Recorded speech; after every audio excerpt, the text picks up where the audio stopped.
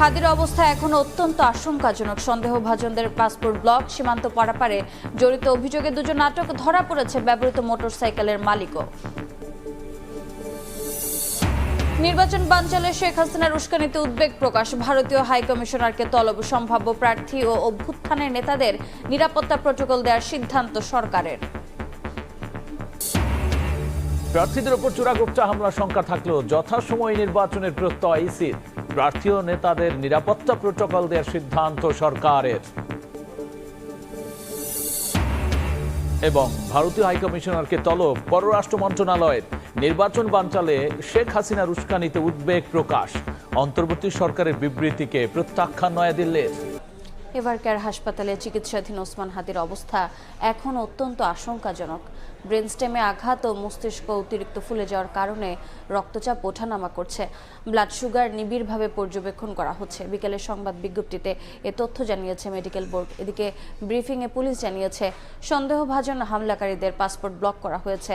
সীমান্ত পারাপারে জড়িত দুজনকে আটক করার পাশাপাশি ধরা পড়েছে হত্যা চেষ্টায় ব্যবহৃত মোটরসাইকেলের চালকও। দিনে দুপুরে হাদির ওপর গুলিবর্ষণের ঘটনা আলোচনার ঝড় তোলে দেশের রাজনীতিতে। যদিও এখনও লাপাত্তা মূল হামলাকারী, তবে হামলায় ব্যবহৃত মোটরসাইকেলের মালিককে আটক করতে পেরেছে ডিএমপি। বাইকের নম্বর প্লেটের সূত্র ধরে সিসি ক্যামেরার ফুটেজ বিশ্লেষণের পর গত রাত ৩টার দিকে রাজধানীর মোহাম্মদপুর থেকে আটক করা হয় মোটরসাইকেল মালিক আব্দুল হান্নানকে। এভারকেয়ারে সিসিইউতে চিকিৎসাধীন হাদির অবস্থা এখনো অত্যন্ত আশঙ্কাজনক বলে জানিয়েছে মেডিকেল বোর্ড। রোববার বিকেলে দেয়া বিবৃতিতে জানানো হয়েছে, নতুন সিটি স্ক্যানে মস্তিষ্কের ফোলা আরও বেড়েছে, যা অত্যন্ত উদ্বেগজনক। আজকে সকালে তার রিপিট সিটি স্ক্যান হয়েছে এবং সিটি স্ক্যানে আমরা দেখেছি যে তার ব্রেনের যে কন্ডিশনটা সেটা অপরিবর্তিত রয়েছে। এদিকে হাদির ওপর হামলায় ব্যবহৃত মোটরসাইকেলের মালিক আব্দুল হান্নানকে আটক করেছে র্যাব। বাইকের নম্বর প্লেটের সূত্র ধরে সিসি ক্যামেরার ফুটেজ বিশ্লেষণের পর রাজধানীর মোহাম্মদপুর থেকে তাকে আটক করা হয়। তবে হান্নান হামলায় জড়িত কিনা সেটি এখনো নিশ্চিত নয় পুলিশ।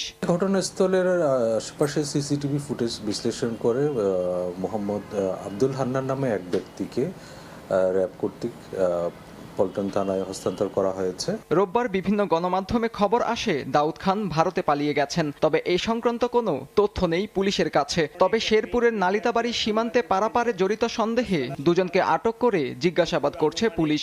সন্দেহভাজনদের পাসপোর্ট ব্লক করা হয়েছে। সীমান্ত পার না হতে পারে সেজন্য তাদের পাসপোর্ট সংগ্রহ করে পাসপোর্ট ব্লক করে দেওয়া হয়েছে। শেরপুরের নলিতাবাড়ি এলাকায় অভিযান পরিচালনা করে সীমান্ত দিয়ে লোক পারাপার যারা করে এই জড়িত সন্দেহে আমরা দুইজনকে গ্রেফতার করতে সক্ষম হয়েছি। নির্বাচনী পরিবেশ সমুন্নত রাখতে প্রার্থীদের নিরাপত্তায় পুলিশ কাজ করবে বলেও জানানো হয়। পলাতক ছিল, তারা দেশে চলে আসে। দিল্লির পরিকল্পনায় ভারতীয় সেনা আর গোয়েন্দা সংস্থাই বুদ্ধিজীবীদের হত্যা করেছিল বলে মন্তব্য করেছেন জামায়াত ইসলামীর সেক্রেটারি জেনারেল অধ্যাপক মিয়া গোলাম পরওয়ার। রাজধানীর কৃষিবিদ ইনস্টিটিউটে শহীদ বুদ্ধিজীবী দিবস উপলক্ষে ঢাকা মহানগর উত্তর জামাত আয়োজিত আলোচনা সভায় তিনি এমন মন্তব্য করেন। স্বাধীনতার ৫৪ বছর পেরিয়ে গেল, বুদ্ধিজীবী হত্যার রহস্য উন্মোচিত হয়নি। দেশের স্বাধীনতার সার্বভৌমত্ব রক্ষার অতন্ত্র প্রহরী জুলাই যোদ্ধাদের টার্গেট করে হত্যার পরিকল্পনা করা হচ্ছে বলেও এ সময় মন্তব্য করেছেন জামায়াত নেতা। ৫৪ বছর পেরিয়ে গেলেও বুদ্ধিজীবী হত্যার এই রহস্য আজও উন্মোচিত হয়নি। দিল্লির দাবিদাররা বুদ্ধিজীবী হত্যার ঘটনা নিয়ে তাদের প্রথাগতভাবে সমস্ত দায় দায়িত্ব ঘৃণিতভাবে জামাত ইসলামীর উপরে চাপাবার যে চেষ্টা করেছেন, তিলে তিলে ইতিহাসের অনেক ইতিহাস এবং তথ্য আবিষ্কার হচ্ছে যে এই হত্যার পিছনে দিল্লির পরিকল্পিত ষড়যন্ত্রের ভিত্তিতে ভারতীয়রা আমাদের এই সেরা সন্তানকে হত্যা করেছে। নির্বাচন বানচাল এবং ধর্মের নামে বিভাজন তৈরির চেষ্টার অভিযোগ করেছেন বিএনপি মহাসচিব মির্জা ফখরুল ইসলাম আলমগীর। বলেন, হত্যা চেষ্টার মাধ্যমে ভয় দেখিয়ে গণতন্ত্রের সৈনিকদের চুপ করে দেওয়ার চেষ্টা চলছে। শহীদ বুদ্ধিজীবী দিবস উপলক্ষে রাজধানীর ইঞ্জিনিয়ার্স ইনস্টিটিউটে আয়োজিত আলোচনা সভায় দলের স্থায়ী কমিটির সদস্যরা বলেন, শান্তিপূর্ণ পরিস্থিতি না থাকলে সুষ্ঠু নির্বাচন সম্ভব নয়। শহীদ বুদ্ধিজীবী দিবস উপলক্ষে রাজধানীর ইঞ্জিনিয়ার্স ইনস্টিটিউটে আলোচনা সভার আয়োজন করে বিএনপি। এতে উঠে আসে বুদ্ধিবৃত্তিক বিকশিত বাংলাদেশ গড়ার পাশাপাশি সাম্প্রতিক নানা ইস্যু।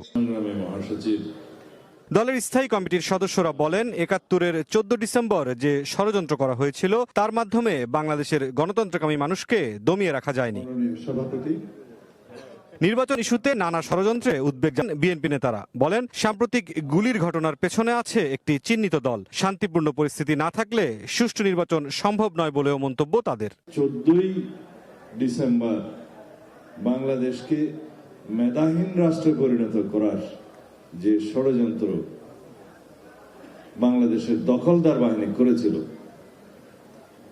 পাকিস্তানিরা করেছিল, এদেশের রাজাকার আলবদররা যেটা পরিচালিত করেছিল, সেই নৃশংস হত্যাকাণ্ডের মধ্য দিয়ে বুদ্ধিভিত্তিক বিনাশ করা বাংলাদেশে সম্ভব হয়নি। আলোচনায় বিএনপি মহাসচিব অভিযোগ করেন চেনা দুটি প্রতিপক্ষ নির্বাচন বানচাল এবং ধর্মের নামে বিভাজন তৈরির চেষ্টা করছে। হত্যা চেষ্টার মাধ্যমে ভয় দেখিয়ে গণতন্ত্রের সৈনিকদের চুপ করিয়ে দিতে চায় তারা। নতুন করে এই নির্বাচনের সময় এই ষড়যন্ত্র করে নির্বাচনকে নস্যাৎ করতে চায়। আমরা তাদেরকে চিনি। বন্ধুগণ, আজকে সবসময় মনে রাখতে হবে, পরাজিত ফ্যাসিস্ট শক্তি আজকে চেষ্টা করছে এই দেশে নির্বাচনকে বানচাল করবার। নির্বাচনের মধ্য দিয়ে ষড়যন্ত্রকারীদের পরাজিত করার আহ্বান জানান বিএনপি নেতারা।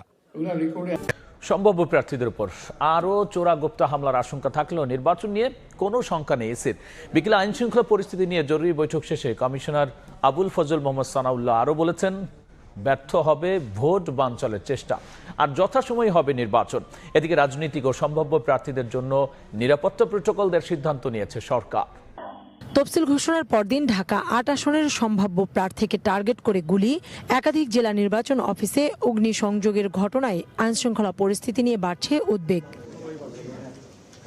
উদ্বুদ্ধ পরিস্থিতিতে রোববার স্বরাষ্ট্র সচিব, সশস্ত্র বাহিনী বিভাগ, পুলিশ সদর দপ্তরে চিঠি দিয়ে একই দিনে আইনশৃঙ্খলা পরিস্থিতি পর্যালোচনায় বৈঠক ডাকে নির্বাচন কমিশন। সিইসির সভাপতিত্বে বিকেলেই অনুষ্ঠিত হয় বৈঠক।